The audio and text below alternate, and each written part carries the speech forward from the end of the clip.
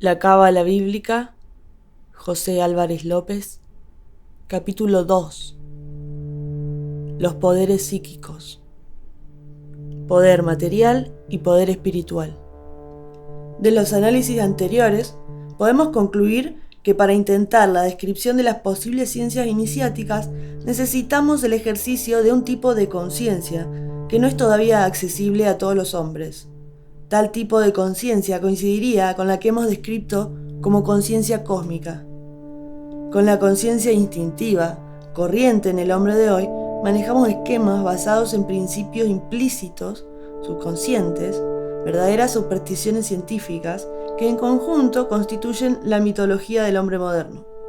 Resulta por lo tanto verdaderamente difícil escapar estas verdades de este momento por estar todos inmersos en ellas.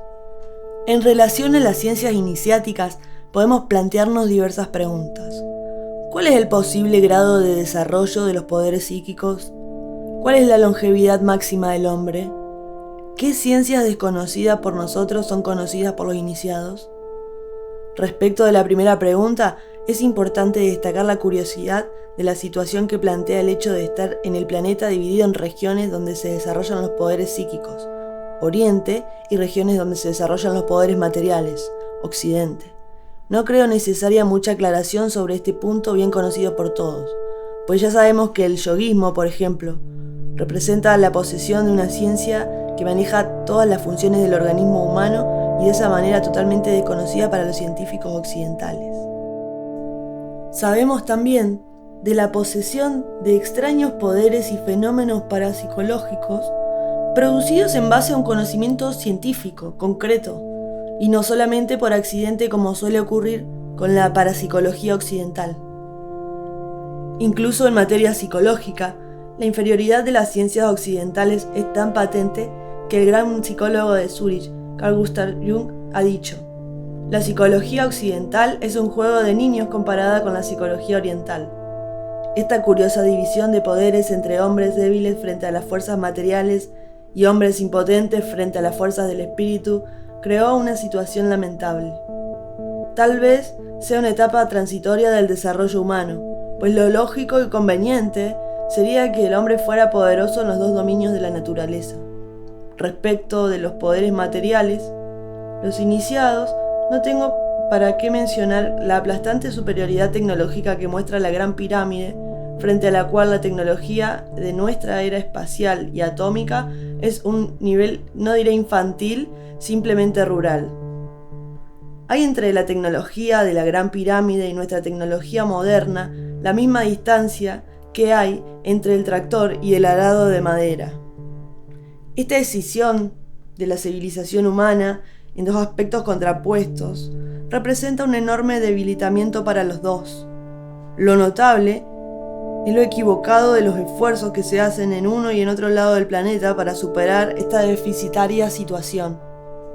En Oriente es general en este momento la tendencia a la incorporación de la filosofía y las técnicas de Occidente. Cuando yo estaba en Egipto, los profesores de la Universidad Ain Shams hacían gala de una filosofía materialista que sobrepasaba el materialismo occidental. Para ellos, la Gran Pirámide era la obra de rudimentarios pastores analfabetos, y en ella no había nada de números. Lo mismo sucede en la India, donde las manifestaciones del yoguismo son ignoradas hasta el extremo, como en el caso citado por Paul Brunton en India Secreta, del hindú que nunca había oído hablar de yogi. En cuanto a Japón, ya sabemos que se han olvidado del budismo zen, de los samuráis y del Shinto, que su única preocupación es superar a Occidente en electrónica. Lo ideal sería la integración de estas dos formas de cultura, pero es una cosa difícil para nosotros, depositarios de una cultura parcializada por una filosofía monista. La estructura del universo es evidentemente dual, pero el hombre de Occidente ve solo la mitad de ella. Por ejemplo, el hombre tiene un cuerpo y tiene un alma, pero nuestra medicina atiende únicamente a la salud del cuerpo, como si el alma no existiera. No obstante, los propios médicos reconocen la existencia de las curaciones que parten de los poderes del espíritu, y también es reconocida la posibilidad de efectuar diagnósticos médicos precisos utilizando información puramente espiritual, utilizada en secreto por numerosos médicos. Pero nada de esto llega a las vías de hecho porque el complejo monista parte por la mitad todas las cosas. Lo que decimos del alma y el cuerpo lo podemos repetir para cada cosa que existe en el universo, en donde el estrabismo, no quiero hablar de miopía de Occidente, es capaz de ver una sola de las dos caras de la moneda.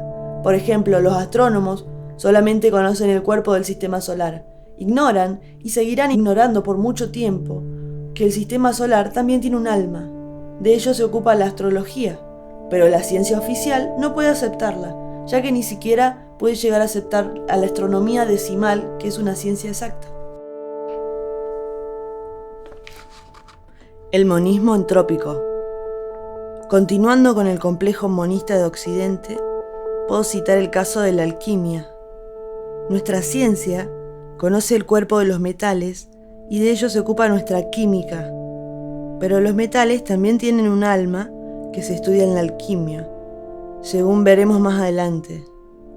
Pero esto tiene que ser ignorado por la mentalidad monista. Es realmente curioso que el hombre de Occidente sea incapaz de manejarse con una visión dualista de la existencia.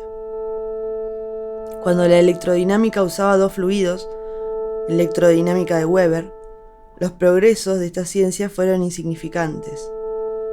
Recién cuando Maxwell inventó la electrodinámica de un solo fluido comenzaron los reales progresos de la ciencia y de esta técnica. Nuestra termotecnia se maneja también con un solo fluido, el calor, pues el frío no puede ser otra cosa para un científico monista que la ausencia de calor. Pero el colmo del monismo se alcanza en la termodinámica, donde se produce una situación un tanto cómica. Para la termodinámica únicamente existe un solo agente, como era de esperar, la entropía. El principio de Clausius establece que en el universo la entropía siempre aumenta. En términos corrientes quiere decir que el desorden siempre aumenta. Un corolario sería: el desorden se produce solo, el orden no se produce solo. Pero es elemental para cualquiera que si algo se desordena es porque está ordenado. Pero nuestra física no puede admitir dos principios. Por tanto, nadie es capaz de explicarse de dónde surgió el orden que se ve por todas partes en el universo. Para un científico, por tanto, no hay orden en el universo. No obstante, todo se desordena sin cesar. Es como dije antes, una situación cómica, producida por el complejo monista de la mente occidental.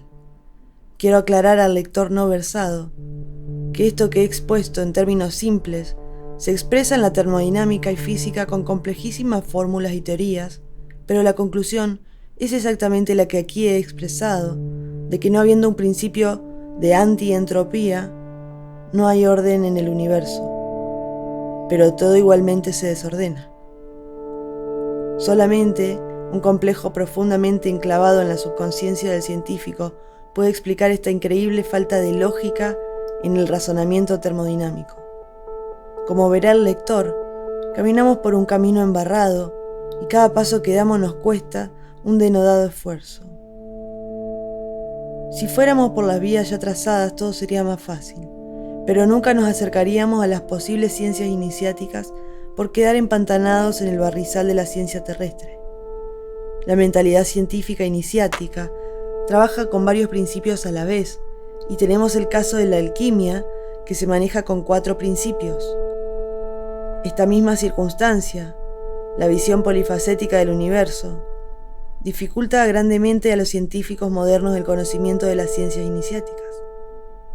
En la Gran Pirámide, por ejemplo, es muy continuo el empleo de múltiples significados.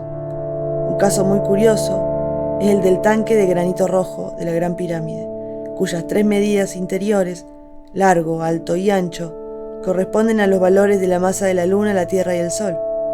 No obstante, los diseñadores lograron que el volumen fuera de 1 metro cúbico exacto. En la parte exterior representaron el valor del metro y la aceleración de la gravedad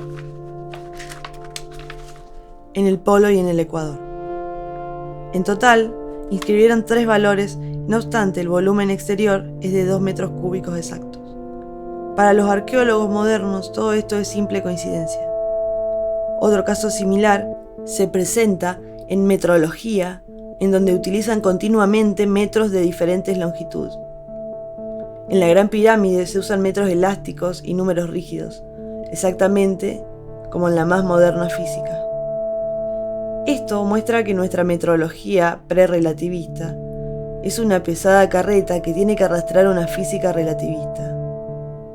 Como he dicho en otro lugar, una ciencia física relativista que se vale de una metrología antirrelativista es un auténtico caso de esquizofrenia científica. La circunstancia del uso de múltiples metros elásticos, ha sido analizada en el enigma de las pirámides. Aquí me limitaré a reproducir una frase del metrólogo y arqueólogo Petrie. Aunque los promedios de los patrones de medida egipcias se mantienen inalterados durante milenios, es sorprendente observar que una misma cámara, y aún en un mismo sarcófago, el empleo de varios patrones de medidas. Desde ya, que una metrología de este cuño es inmanejable por un científico moderno. Para profundizar en esta grave limitación de la mente instintiva del hombre moderno, añadiré que en el Apocalipsis subsiste igual dificultad, pues allí los símbolos tienen triple significación. El Apocalipsis está tejido con 3 hilos. Son 3 historias paralelas que se entremezclan y que para nosotros resultan difícil desenredar. El fenómeno de la multiplicidad de significaciones alcanza su clímax en la Gran Pirámide. Esto atañe otro inconveniente a la comprensión del enigmático monumento que se contiene 7 mensajes destinados a la posteridad. 7 mensajes simultáneos y heterogéneos. Constituyen algo totalmente contrastante con el espíritu de nuestra civilización de especialistas. Esto explica que la Gran Pirámide sea un tabú para los científicos modernos. Magia y ciencia. Se ha dicho, y me parece muy acertado, que la ciencia estudia los fenómenos determinados por la materia y que la magia estudia los fenómenos generados por la forma. Si aceptamos esta definición, tendremos que adscribir toda la compleja cuestión de la energía de las pirámides a un capítulo de magia, porque es la forma, proporción de las pirámides la que le da origen a numerosos fenómenos anómalos que caracterizaron la actuación de las pirámides, que tienen la proporción de la Gran Pirámide, el ángulo de 52 grados en la base. Aparte de los efectos sensacionales que entusiasman al público, como la conservación de alimentos, el afilado de las hojas de afeitar, el mejoramiento de licores, la curación de algunas dolencias, la aceleración del crecimiento de plantas, etc., se ha comprobado, en experiencias conducidas con controles científicos, la modificación de la actuación de hormonas y las enzimas, que está dando origen a una terapéutica que se difunde en todo el mundo con multitud de interesados en estos fenómenos que aparecen como mágicos, dado a que no tienen por el momento una concreta explicación científica. Entre los fenómenos que impactan al público están también las premoniciones de algunos videntes y los diagnósticos psicométricos, que en algunos casos han tenido amplia difusión entre el público, pero muy poca entre los científicos y médicos. El caso conocido del psicometra cordobés Enrique Marchesini, de quien llegué a ser amigo personal, es digno de ser reconocido. Durante 40 años realizó miles de diagnósticos en su casa sin la presencia del enfermo y sin tener un título médico. Es importante destacar que él nunca fue molestado por la autoridad pública ni por celoso colegio de médicos, pues ellos mismos, los médicos, recurrían a Marchesini en casos de diagnósticos dudosos. Tenía, por otra parte, y esto debe ser un caso único en el mundo occidental, autorización del Consejo de Higiene de la provincia de Córdoba para la realización de diagnósticos psicométricos. En este engorroso asunto de la oficialización de Marchesini, jugó un papel importante un auténtico y destacado científico cordobés, que fue el Dr. Stuckert, un médico que comprobó personalmente la eficacia de los diagnósticos producidos por Marchesini. Todo esto, aunque vaya en contra de los principios aceptados por la ciencia tradicional, lo conceptuó como hechos positivos. En cambio, la falta de un interés en el tema de la Universidad de Córdoba lo conceptuó una lamentable omisión. Pero el hecho casi mágico, realmente mágico a la luz de nuestros conocimientos científicos, de que quien pudiera realizar el completo diagnóstico de un enfermo domiciliado a miles de kilómetros del psicómetra Marchesini, que este diagnóstico fuera siempre confirmado por los métodos tradicionales, no es nada más que un aspecto de las múltiples manifestaciones de este mundo del espíritu que desconoce completo la llamada ciencia moderna. La parapsicología, utilizando métodos científicos hasta ahora no objetados, ha demostrado la real existencia de fenómenos de percepción extrasensorial, de premonición, telepatía, telequinesia. Esto hoy es un tema corriente de investigación en las grandes universidades de Occidente, los cuales están dedicados docenas y tratados de científicos y revistas científicas y especializadas. Ello no me exime de ocuparme del tema, que menciono como garantía de la existencia de fenómenos que contradicen las bases filosóficas de la ciencia positivista y ponen en dudas los postulados del positivismo materialista inventado por el moderno Occidente. En realidad, quiero aquí referirme a un aspecto poco estudiado de los llamados fenómenos paranormales, que es conocido de antaño, pero que posiblemente sea el más inaceptable de los fenómenos parapsicológicos: la adivinación por naipes. Existen personas que tienen la virtud de poder realizar operaciones parapsicológicas utilizando naipes de distintos tipos. Hay quienes usan el llamado tarot, o sea, cartas gitanas, otros utilizan cartas egipcias, pero la mayoría de los tiradores de carta utilizan los naipes comunes, españoles o franceses. Hace unos 20 años tuve la oportunidad de conocer en Monte Grande, provincia de Buenos Aires, Argentina, una joven de unos 18 años llamada Lolita, que tenía una increíble capacidad de adivinación por medio de los naipes. Su capacidad en ese sentido era tan notable que considero a esta la más importante de mis investigaciones parapsicológicas. En total, Lolita hizo un número elevado de sesiones, 42 predicciones, de las cuales se cumplieron 41. Considero el caso, incluido en este contexto, de una auténtica investigación científica porque las predicciones no eran ambiguas como suelen serlo. Por ejemplo, algunas predicciones de Nostradamus. Por el contrario, las predicciones de Lolita eran claras y terminantes. Describían con toda claridad y sin ninguna ambigüedad las circunstancias que se iban a producir. Para el tiempo en el que tuve oportunidad de comprobar los aciertos de Lolita, ya había realizado con Marchesini varios estudios de diagnósticos y premoniciones. De modo que me pareció al principio que Lolita utilizaba las cartas como un auxiliar en sus premoniciones y que entre ella y Marchesini no había mucha diferencia. Pero a medida que avanzaba la investigación, pude descubrir que era algo diferente y que si bien podía tener alguna explicación para la actuación de Marchesini, no tenía la menor explicación para lo actuado por Lolita. Utilizaba 2 mazos de cartas españolas, los mezclaba y los cortaba. Entonces ella daba 4 cartas colocando la boca arriba formando un cuadrado sobre la mesa. Mientras las ubicaba, decía su contenido. Las predicciones se cumplían en un plazo de 1 a 10 días, pero siempre, inevitablemente, se cumplían. Esto no era mucha novedad para mí, que ya estaba acostumbrado a las premoniciones de Marchesini, que también se cumplían, y sin ninguna ambigüedad, pero Lolita me enseñó su código, que yo aprendí rápidamente y podía ir leyendo, junto a ella, lo que los naipes decían. Esto fue un grave contraste para mis teorías, porque aquí ya no se trataba de psicometría o premonición del futuro, sino que los naipes surgían del mazo con un mensaje, y esto no admitía explicación. Esto sucedió hace 20 años y hasta la fecha no tengo ninguna hipótesis para explicar este fenómeno realmente sobrenatural. Porque ¿cómo explicar que en naipes mezclados al azar apareciera contenido un mensaje perfectamente claro? Además, ¿cómo explicar que estos mensajes se cumplieran inevitablemente? La única hipótesis, si así puede llamarse, es que en la vida todo es un sueño y que todas las cosas que ocurren en el futuro es como si ya hubieran ocurrido en el pasado. Para mí, la cartomancia puede llegar a ser una ciencia exacta.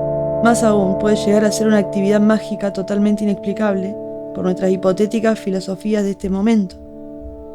Para que el lector tenga una noción más clara del tema, puedo narrar algunas de las 42 predicciones. Por ejemplo, un domingo a la tarde, los domingos a la tarde concurría yo a Monte Grande. Dijeron las cartas: aquí aparece su padre, está pensando en usted, quiere hablar con usted, sobre un viaje que no es ni largo ni corto, sino intermedio. Su padre quiere hablar con usted sobre un viaje. Efectivamente, el sábado anterior, había despedido a mi padre en viaje a Córdoba, después de haber buscado en Buenos Aires la casa de Santiago para inquirir información sobre un viaje a Río Hondo que mi padre quería efectuar conmigo y mi madre. Pero la aludida oficina estaba cerrada y mi padre difirió la investigación hasta su llegada a Córdoba. Cuando Lolita leía las cartas, mi padre estaba en Córdoba y no podía averiguar nada porque era domingo. Tal sería el origen de su preocupación por el viaje. En otra tirada, Lolita me dijo: aquí aparece un hombre grande, alto, rubio, que tiene con usted una violenta pelea en la calle. Evidentemente, debo haber puesto cara de asustado porque se trataba de un hombre grande, alto, pues Lolita agregó: pero no se asuste porque es una pelea de palabras, pero violenta. Me olvidé por completo del episodio del domingo, pero el miércoles siguiente estaba en el Instituto de Física de La Plata hablando con el profesor Santaló, cuando oí detrás mío a alguien que decía: a usted lo andaba buscando. Me di vuelta y era el profesor Pi Callejas, que me aclaró: a usted lo andaba buscando porque usted ha dicho por ahí que a mí me ha ganado la polémica sobre geometría. Y a mí una polémica sobre geometría no me la gana nadie, y menos usted. Al decir esto último, me señalaba con el dedo despectivamente. El tema había surgido de que Pi Callejas había dicho que los teoremas métricos eran producto de una confusión mental, y yo le exigí que demostrara su afirmación. Al reconocer que la confusión mental había sido suya y que los teoremas métricos estaban bien demostrados, comuniqué a mis amigos que le había ganado la discusión a Pi Callejas. Este era el motivo de la indignación del ilustre geómetra español. Por sugerencia del profesor Santaló, nos dirigimos hacia la estación ferroviaria que queda a unas 5 cuadras del Instituto de Física, y en el camino nos detuvimos bajo los tilos de la calle 1 para terminar la discusión con el doctor Pi Callejas, quien en un momento dado se sintió indignado por la cáustica crítica mía a su posición filosófica y me amenazó con golpearme, ante lo cual se interpuso el profesor Santaló y me invitó a retirarme. Me fui hacia la estación, en el antiguo café El Rayo. Pedí un café para tranquilizarme.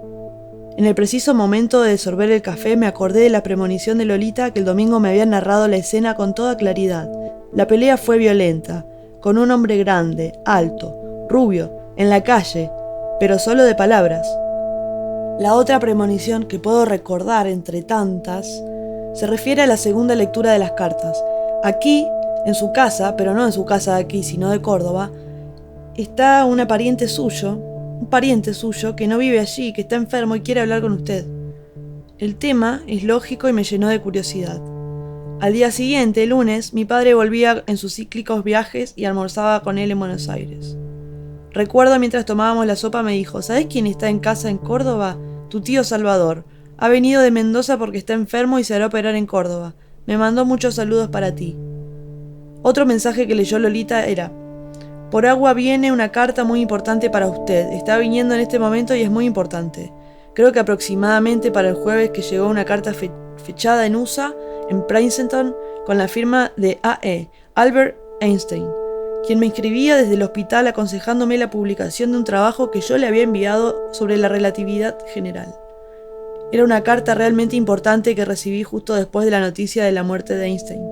Probablemente tengo en mi poder el último escrito de Albert Einstein. Muy importante, como dijeron los naipes.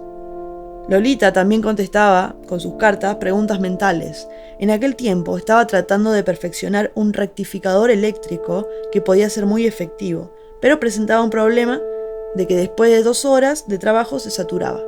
El rectificador estaba constituido por una chapa de cobre enfrentada con una chapa de aluminio y separadas por una hoja de polietileno con un agujero en el centro.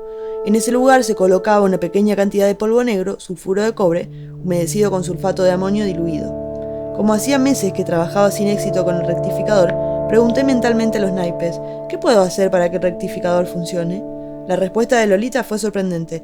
Ese negocio no va a andar hasta que desaparezca la morocha que se interpone. Este mensaje estaba claro, pero significaba para mí que las cartas no sabían física, porque si le eliminaba el sulfuro de cobre, la morocha en código de naipes, se produciría un cortocircuito. Pero el experimento había que hacerlo, aunque más no fuera para probar la falla de los naipes. Enfrenté las chapas de cobre y aluminio separadas por el polietileno y coloqué en el agujero unas gotas de solución de sulfato de amonio. El resultado fue impresionante, funcionó como nunca, pues el óxido de aluminio evitaba el cortocircuito, cosa que evidentemente sabían los naipes y yo había ignorado hasta entonces. ¿Qué pensar de todo esto? A la luz de nuestra filosofía científica únicamente pueden ser simples coincidencias, pero 42 simples coincidencias con 41 aciertos sin ambigüedad, como los casos que he señalado, me parece que, más que simple coincidencia, se puede hablar de una ciencia exacta. En cartomancia hay más posibilidades de acierto que en física nuclear.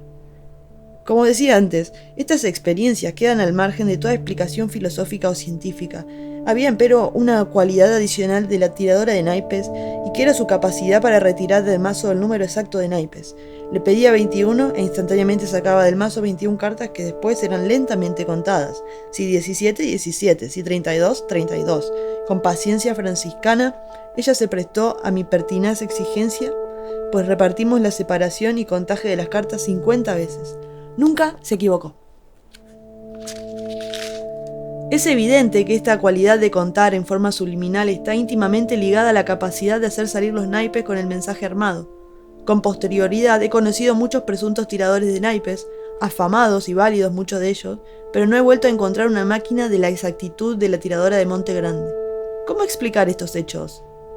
Dejando de lado la simple coincidencia y el opio de los científicos, no encuentro explicación en ningún planteo de la ciencia ni de la filosofía que conocemos. Tal vez el neoplatonismo del obispo Berkeley nos permitía algún atisbo de solución. No estando a nuestro alcance ninguna teoría, debemos hacer una descripción fenomenológica de los hechos. En este sentido, estimo que un estado psíquico pueda producir efectos físicos a distancia. Es el poder que justamente antaño se le atribuía a los magos, los que siempre se consideró una leyenda. Ahora bien, la posibilidad demostrada de que un hecho futuro, traducible a una imagen en el mundo parapsíquico, pueda determinar el ordenamiento mágico de un mazo de naipes mezclado al azar, es una circunstancia del mismo tenor que las leyendas de los magos. Estos hechos constatados, y multitud de otros similares observados por antropólogos y viajeros en países de Oriente, nos demuestran cuán marginados de la realidad objetiva del mundo están nuestros conceptos de ciencia y filosofía. Nuestros conocimientos científicos se refieren a experimentos, y todo experimento es una necesaria deformación de la realidad. Nuestra vida consciente se desenvuelve en carriles limitados del infinito mundo. Por ello, abstraemos el cúmulo de experiencias del mundo que nos rodea de aquellas que se ajustan a nuestros esquemas mentales, y las demás son ignoradas y rechazadas. Charles Fort hizo un notable y objetivo análisis de esta circunstancia, que conduce a la conclusión de que nuestras ciencias y filosofías, al ignorar multitud de hechos existentes, tienen realmente la estructura de una mitología moderna. Esto se puede observar inclusive en aquellos casos de científicos que han llegado a aceptar la existencia de fenómenos paranormales y tratan de explicarlos. Rhine, por ejemplo, no intenta ninguna explicación de los fenómenos paranormales, se limita a observar de qué se trata estos fenómenos que pertenecen a un universo paralelo en el que no existe ni el tiempo, ni el espacio, ni la materia. Es, aunque Rhine no lo diga, un mundo inmaterial. Por ello resultan ineficaces las explicaciones que se quieren encontrar de la telepatía, la clarividencia, la premonición, la telequinesis y otros fenómenos observados por la parapsicología en términos de frecuencias, ondas, energías, resonancias, etc. Todos términos que únicamente tienen sentido aplicados al mundo físico, es decir, al mundo del espacio, el tiempo y la materia. La comunicación telepática se produce a frecuencia cero, exactamente como las imágenes de la retina se transmiten en el cerebro con frecuencia cero.